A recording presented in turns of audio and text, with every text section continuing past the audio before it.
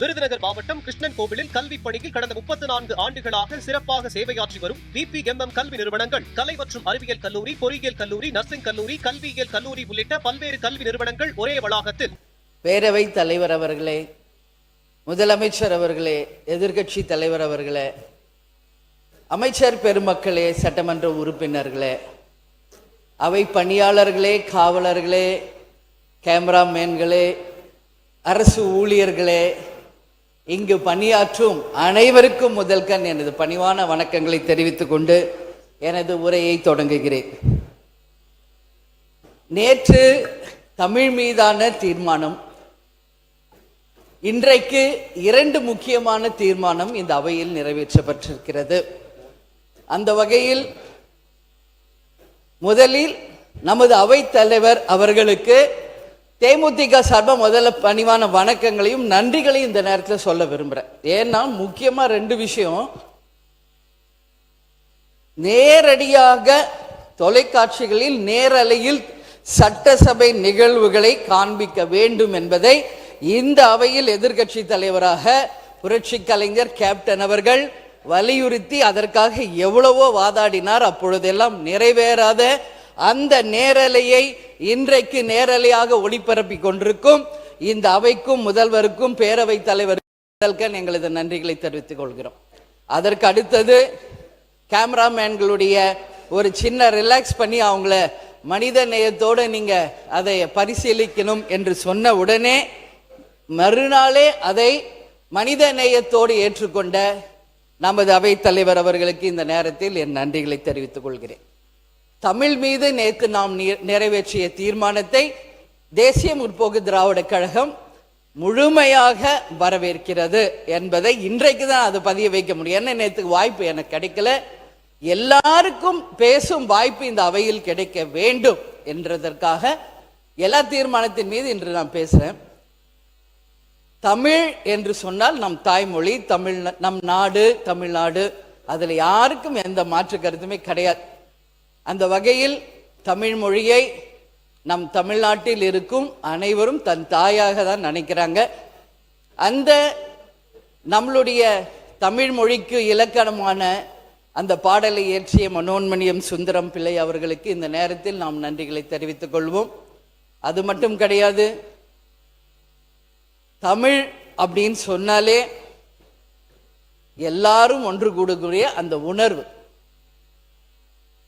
தமிழ் மொழியை தவிர வேறு எந்த மொழியிலும் நடிக்காமல் தமிழ் மொழியில் மட்டுமே பேசுவதை தன் வாழ்நாள் கடமையாக கொண்ட புரட்சி கலைஞர் கேப்டன் அவர்களுக்கு இந்த எதிர்க்கட்சி தலைவராக இந்த சட்டமன்றத்திலே அவர் உரையாற்றியது அனைவருக்கும் தெரியும். கதராடையையும் தமிழ் மொழியையும் தவிர தமிழர் பாரம்பரியத்திற்கு அப்பாற்பட்டு அவர் வாழ்ந்தது கிடையாது இறுதி மூச்சு வரை. அதே போல இந்த அவையிலே முக்கியமான ஒரு விஷயத்தை நான் சொல்லணும்னு நினைக்கிறேன். இந்த தமிழ்தாய் வாழ்த்து நமது தமிழர்களுக்கு மட்டும் கிடையாது, உலகம் முழுவதும் வாழ்ந்து கொண்டும் இருக்கும் நமது இலங்கை வாழ் தமிழர்களுக்கும் இது உரித்தாகும். ஏன்னா அவங்களும் தொப்புள் கொடி உறவாக நம்ம தமிழர்கள் தான். இலங்கை வாழ் தமிழர்களுக்கு ஒரு பிரச்சனை வரும் பொழுது முதலில் உண்ணாவிரதம் 1982 நமது தமிழர்களுக்காக உண்ணாவிரதம் இருந்தவரும் கேப்டன் என்பது எல்லாருக்கும் தெரியும். அது மட்டும் இல்லை, இந்த தமிழ்நாட்டிலே தமிழன் என்று சொல்லடா, தலை நிமிர்ந்து நில்லடா என்ற வாசகத்தை தன் வாழ்நாள் முழுவதும் கடைபிடித்தவர் கேப்டன். உறுப்பினர் வந்து இந்த 2 தீர்மானங்கள் முன்மொழியப்பட்டிருக்கிறது. நீங்க அதுல சீக்கிரமா அது 2 மேல நீங்க பேசி முடிக்கணும். 5 minutes தான் நான் கேட்டிருக்கேன்னா முடிச்சிடுவேன். சாரி, அண்ணாவே வருது எனக்கு, பேரவைத் தலைவர் அவர்களே. அதனால தமிழ் மொழியை நாம் தாய்மொழியாக ஏற்றுக்கொண்டோம். அந்த வாழ்த்துப்பாடு நம்ம நிச்சயம் அதை ஏற்றுக்கொள்கிறோம். அதுல மாற்று கருத்து யாருக்கும் இல்லை. இன்றைக்கு 2 தீர்மானம் நாம் நிறைவேற்றி இருக்கிறோம். மிக முக்கியமாக நீட் அப்படின்றது தீர்மானம். எல்லாரும் அனிதா பற்றி பேசினாங்க. சகோதரி அனிதா மரணத்தின் போது அந்த இறுதி சடங்கில் அவர்களை தகனம் செய்யும் மேடையில் நின்று நமது தங்கை அனிதாவுக்கு அஞ்சலி செலுத்தியவர் கேப்டன் என்பதை யாரும் மறக்க முடியாது. எனவே இதுலெல்லாம் யாருக்கும் இங்க எந்த மாற்று கருத்தும் கிடையாது. தமிழ்தாய் வாழ்த்து தான் கண்டிப்பா எல்லாரும் வேணும். நீட் எக்ஸாம் வேண்டாம் அப்படிங்கிறது ஒட்டுமொத்த மக்களின் கருத்து என்றால் அதை நிச்சயமாக நாமும் ஏற்றுக்கொள்வோம். எந்த ஒரு ஸ்கீம் இங்க வந்தாலும் மக்களுக்காக தான் அது வருது. எனவே அது மக்கள் விரும்பும் அந்த திட்டங்களை நிச்சயமாக இந்த அவையிலே தேசிய முற்போக்கு திராவிட கழகம் ஏற்றுக்கொள்ளும். அதை தீர்மானத்தை நாங்கள் வரவேற்கிறோம். அதுக்கப்புறம் FCRA பத்தி நம்ம பேசியிருக்கோம். அது இன்றைக்கு ஃபாரின்ல இருந்து புறவழி வாசலில் இந்தியாவுக்குள் வரும் அந்த நிதியை சரியான முறையில் இந்த அரசு நீங்க பார்த்து கொள்ளணும். ஏன்னா அந்த நிதியை நீதியின் மூலமாகவும் லஞ்ச ஊழலுக்கு அப்பாற்பட்டு தவறான பாதையில் அந்த பணம் இங்கு வருவதை நிச்சயமாக இந்த அரசு தடுக்கும் என்பதை நான் உறுதியா நம்புறேன். லஞ்சம் ஊழலுக்கு அப்பாற்பட்டு ஒரு நேர்மையான ஆட்சியை கொண்டு வர வேண்டும் என்று சொன்னதும் முதலில் நமது கேப்டன் அவர்கள் என்பது எல்லாருக்கும் தெரியும். இந்த அரசும் அந்த லஞ்சம் ஊழலை எதிர்த்து கொண்டிருக்கிறது.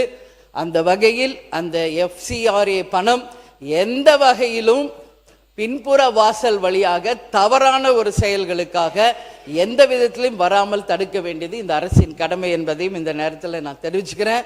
அதே போல மிக முக்கியமாக இன்னைக்கு 2 விஷயம். எல்லா இடத்திலும் மீனவர்கள் ஆர்ப்பாட்டம் போராட்டம் நடத்தி கொண்டிருக்கிறார்கள். இந்த அரசு நிச்சயம் அவர்களை நீங்க இது பண்ணணும்.